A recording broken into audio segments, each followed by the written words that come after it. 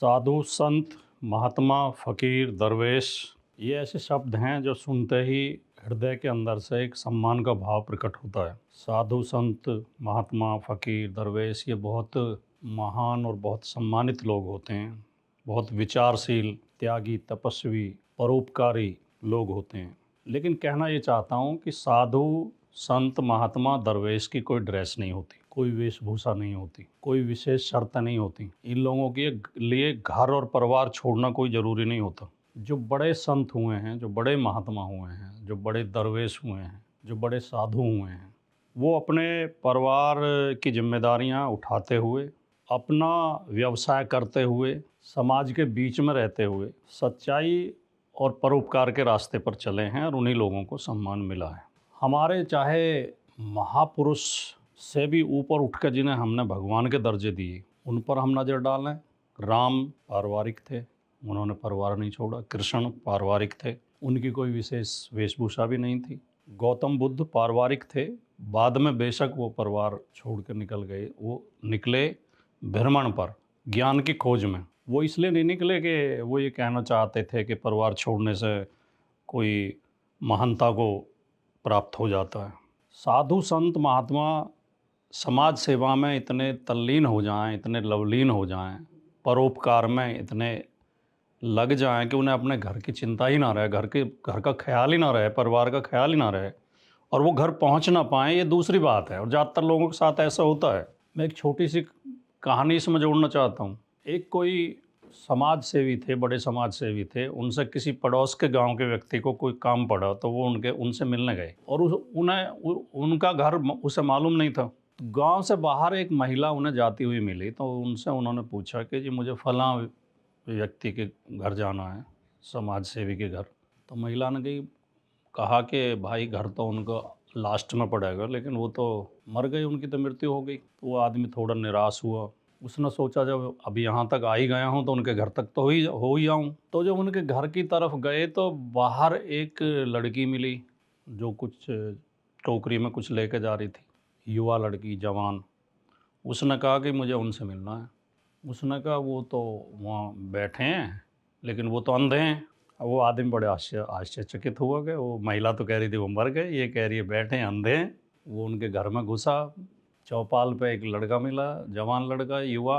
उसने कहा भैया हमसे मिलना है। बोले जी वो बैठे चारपाई पर लेकिन वो तो बहरे हैं। वो आदमी जब उनके पास पहुंचा, समाज सेवी के पास, उसने कहा जी मैं जिस काम से आया हूँ वो तो बाद में बताऊंगा, पहले आप मुझे ये बताइए कि महिला ने ये कहा, लड़की ने ये कहा, लड़के ने ये कहा, ये क्या मैटर है। तो उन्होंने कहा कि भैया ऐसा है, देखो मैं समाज सेवा में इतना तल्लीन रहता हूँ कि सुबह ही निकलता हूँ, रात को आता हूँ, घर के बहुत काम जिम्मेदारियाँ नहीं उठा पाता। पत्नी की फरमाइश रहती हैं, उसकी पूरी नहीं होती। तो वो ये नाराज़गी में कह रही थी कि मेरी तरफ से तो मर ही गया। बेटी जवान हो रही है, उसकी शादी नहीं कर पा रहा हूँ अभी। तो वो ये कह रही थी कि ये अंधा, इसे मैं दिखाई नहीं दे रही। बेटे की अलग फरमाइश होती हैं, उसकी इच्छा पूरी नहीं होती तो वो कह रहा है ये बहरा है, ये तो सुनता ही नहीं है। तो जो समाज सेवी होते हैं, जो महापुरुष होते हैं, जो संत होते हैं, महात्मा होते हैं, दरवेश होते हैं, फ़कीर होते हैं, उनका जीवन ऐसा होता है। लेकिन कोई वर्दी पहन के, ड्रेस पहन के, किसी रंग के कपड़े पहन के, बाल बढ़ा के या बाल कटवा के कोई अपने आप को महात्मा सिद्ध करना चाहे, साधु सिद्ध करना चाहे, संत सिद्ध करना चाहे, दरवेश सिद्ध करना चाहे, साधु दरवेश की कोई ड्रेस नहीं होती, कोई उनकी वेशभूषा नहीं होती। और उन्हें न घर छोड़ने की ज़रूरत होती है, न उन्हें व्यवसाय छोड़ने की ज़रूरत होती। कबीर थे, असली संत थे, कपड़ा भी बुनते थे और समाज के लिए दिशा निर्देश, उपदेश भी देते थे। गुरु नानक थे। वो अलग बात है कि गुरु नानक ने बहुत यात्राएं की, लेकिन वो यात्राएं की संदेश देने के लिए, उन्होंने अपने घर से संबंध खत्म नहीं किए। तो पहला सवाल तो ये, साधु, संत, महात्मा, इनका सम्मान होना चाहिए, लेकिन असली और नकली की पहचान होनी चाहिए। कुछ लोग जो ड्रेस पहनकर और अलौकिक शक्तियों का दावा करके अपने आप को आजकल संत सिद्ध करने पर तुले हुए हैं, उनकी असलियत हमें पहचाननी चाहिए। मुझे कबीर का एक दोहा याद आता है कि कबीर ने बहुत सुंदर बात कही है कि लालन की नहीं ओबरी, हंसन की नहीं पात, सिंघन के लहंडे नहीं, साधु न चलें जमात। लाल यानी जो हीरे जवाहरात ये लाल होते हैं, उनकी कहीं बोरी भरी हुई नहीं मिलती। वो एक आध मिलेगा, कहीं मिलेगा तो हीरा मिलेगा तो एक आध मिलेगा। मोती, हीरे, मोती, लाल, उनकी बोरी भरी हुई नहीं मिलती। हंस न चलें जमात, हंस भी अकेले दुकेले मिलते हैं, वो बगलों की तरह बगले चलते हैं जमात में। वो सॉरी, हंसन की नहीं पात, हंसों की पंक्तियाँ नहीं होती कि ढेर के ढेर उड़ रहे हैं एक साथ, वो बगले होते हैं जो ढेर के ढेर उड़ते हैं। हंस अकेला दुकेला कहीं मिलता है मानसरोवर में। और सिंगन के लैंडे नहीं, शेर भी अकेला घूमता हुआ मिलेगा जंगल में। लैंडे मिलते हैं भेड़ बकरियों के झुंड, भेड़ बकरी भैंस गाय के झुंड मिलेंगे, शेर अकेला घूमता हुआ मिलेगा, शेर कभी झुंड में घूमते हुए नहीं मिलेंगे। और साधु न चलें जमात, जो असली साधु होगा, जो संत होगा, वो कभी संगठन नहीं बनाता, वो कभी लोगों को इकट्ठे करके नहीं लेकर चलता है, भीड़ लेकर नहीं चलता है, वो अकेला घूमता है। तो ये साधु की पहचान है। कबीरदास जी ने और भी लिखा है कि साधु ऐसा चाहिए जैसा सूप सुबह है, सार सार को गही लहे थोता दे उड़ाए। साधु हर वो व्यक्ति साधु है जिसके अंदर विवेक है, जो सारपूर्ण बातों को, अच्छी बातों को ग्रहण कर ले और खराब बातों को छोड़ दे। आप भी ऐसा करते हैं तो आप भी साधु हैं। साधु बनने के लिए कोई माला पहनना, बीज पहनना, तिलक लगाना या कोई विशेष रंग के कपड़े पहनना, ये कोई ज़रूरी नहीं है। और कबीरदास जी ये भी कहते हैं कि संत ने छाड़े संतई, कोटिक मिले असंत, चाहे उसे करोड़ों बुरे लोग रोजाना मिलें, जो सच्चा व्यक्ति, जो सज्जन व्यक्ति होगा, वो अपनी सज्जनता कभी नहीं छोड़ता। संत न छाड़े संतई, कोटिक मिले असंत, चंदन भुवंगा बैठिया तव शीतल तान तजंत। चंदन में भुजंग लिपटे रहते हैं, सर्प लिपटे रहते हैं, लेकिन चंदन अपनी शीतलता नहीं छोड़ता है। और ये जो साधु महात्मा आजकल पैसा मांगने लगे हैं, ये समाजवादी पार्टी के राष्ट्रीय अध्यक्ष श्री अखिलेश यादव जी ने एक तथाकथित कथावाचक के बारे में कह दिया कि वो तो करोड़ों रुपए लेते हैं। तो कथावाचक सफाई दे रहा अपनी कि जब सब लोग पैसे लेते हैं तो हम क्यों नहीं लेंगे, हम भी लेते हैं। नेता भी तो पैसे लेते हैं, डॉक्टर इंजीनियर भी तो पैसा लेते हैं, हम भी पैसे लेते हैं, अपनी कला का लेते हैं। तो कबीर साहब ने इस बारे में लिखा है कि साधु भूखा भाव का, धन का भूखा नाई, धन का भूखा जो फिरे सो तो साधु नाई। जिसके अंदर धन की भूख है वो साधु नहीं है। और कबीर ने कहा कि हम दिखावा तो करते हैं, मूंड मुड़ाए हर मिले तो हर कोई ले मुड़ाए, बार बार के मूंडने भेड़ न बैक उठ जाए। सिर मुड़ाने से कोई साधु नहीं हो जाता, या हम दिखा के माला फेरते हैं, राम राम राम राम रटते हैं, कोई मंत्र बोलते हैं, इससे कुछ नहीं होता। मन की शुद्धता से होता जो होता है। कबीर ने कहा कि माला फेरत जुग भया फिराना मन का फेर, कर का मन का डार दे मन का मन का फेर। माला फेरते फेरते तुम्हें जमाना चला गया, लेकिन मन नहीं फेरा, अपना मन को नहीं बदला। हाथ के मन के को फेंक दो, हाथ की माला को फेंक दो, मन की माला को फिराओ। और लिखा है कि जटा बसन बहिरा किया अंतर चित्त चोर, अंदर चित्त चोर, मन तो माया मोही रहा साधु का हावन ठोर। जटा बसन यानी जूट जटा बढ़ा लिए, वस्त्र पहन लिए, बाहर से दिखावा कर लिया, लेकिन अंदर चित्त में चोर ही बैठा है, तो तुम कैसे साधु बन जाओ। बाहर भेष जटाधारी, भीतर चोर उचक्का, मन से राम न जाने बोल नाम मुरारी का। बाहर से कितना ही सुंदर भेष बना लो, भीतर से चोर उचक्के हो तो फिर साधु नहीं हो। तो सारी बात मैंने इसलिए कही है कि जब किसी ठग, किसी उचक्के, किसी चोर, किसी धोखेबाज, किसी पाखंडी का जरा सा विरोध हम जैसे लोग कर देते हैं, तो कुछ मूर्ख लोग चिल्लाने लगते हैं कि जी देखो साधु का अपमान कर दिया, संत का अपमान कर दिया।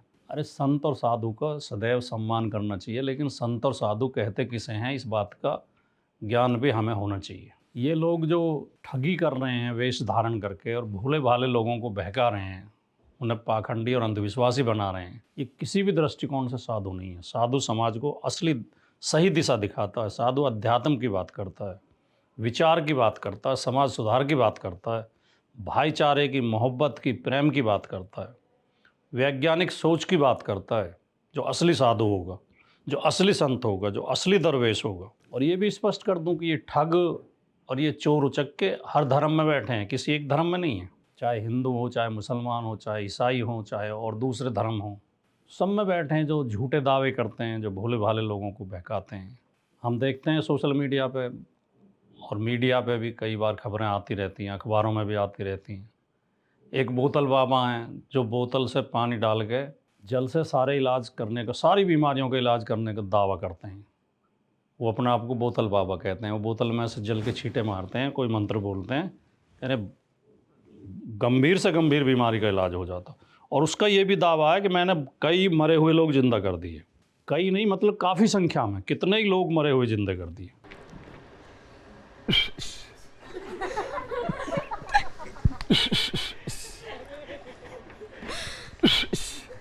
कहीं नहीं। एक फूकमार बाबा है दूसरा, वो फूक मार के दर्द दूर करने का दावा करता है। उसका एक लाइव शो भी मैं टीवी पे देख रहा था, टीवी के बड़े चैनल पे, एक लड़की बुलाई गई, उसने कहा मेरे सिर में दर्द है, उसने फूंक मारी, मंत्र बोला, लड़की कह रही है मेरा दर्द कम नहीं हुआ। वो फिर फूंक मारी, उसने, लड़की ने कहा मेरा दर्द कम नहीं हुआ।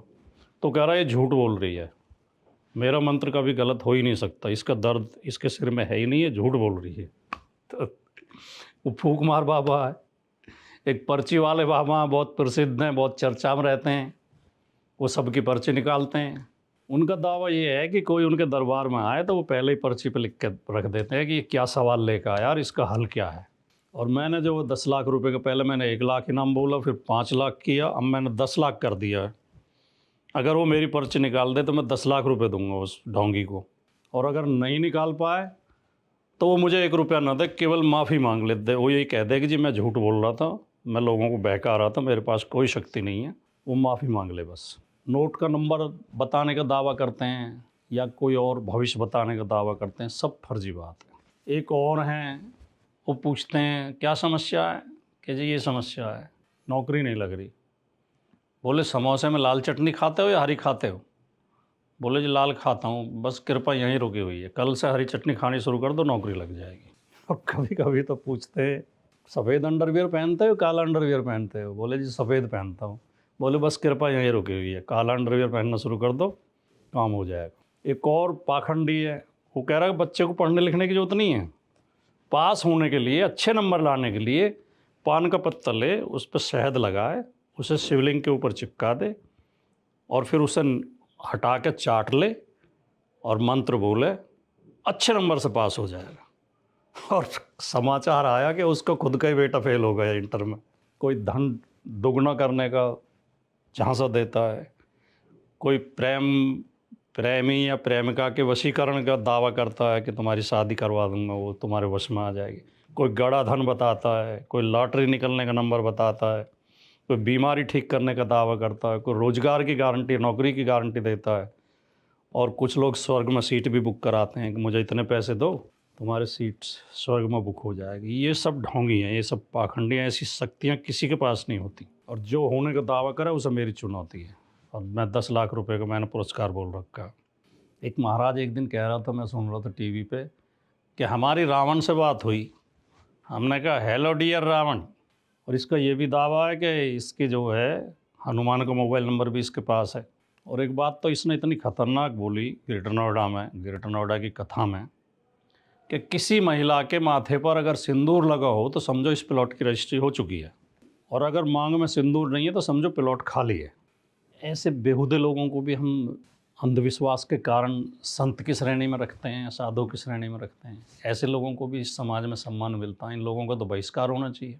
एक और महाराज है, बहुत बड़बोला और हमेशा उल्टी सीधी, वो सब धेले भर का ज्ञान नहीं है, ना शास्त्रों का ज्ञान है, ना धर्म का ज्ञान है, ना इतिहास का, राजनीति का या देश के बारे में कोई ज्ञान है, लेकिन जवाब हर सवाल का देता है और उलझुल सवाल करता है। एक दिन पूछ रहा था कि 70 में क्या जोड़ना है कि 17 हो जाए। अब लोग चकरा रहे हैं कि 70 में से तो घटाना पड़ेगा 17 करने के लिए। बोले नहीं, 70 में जोड़ना है। तो कह रहा 70 के बाद आ लगा दो, 17 हो जाएगा।